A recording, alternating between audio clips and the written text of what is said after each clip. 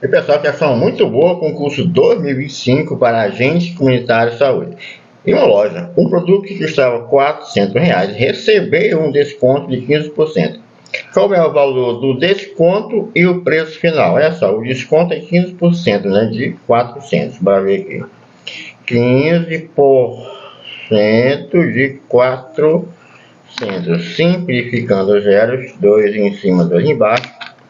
Ficou lá 4 vezes 15, 4 vezes 15, 60. Aqui é o desconto, né?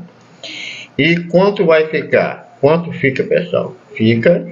Quanto vai ficar? O preço que era, 400, mais desconto, menos os 60. De cabeça, 340. Então, aqui, ó, desconto 60 e fica 340. A letra C. E aí, você acertou, pessoal? Fez diferente? O que você acha desse tipo de questão?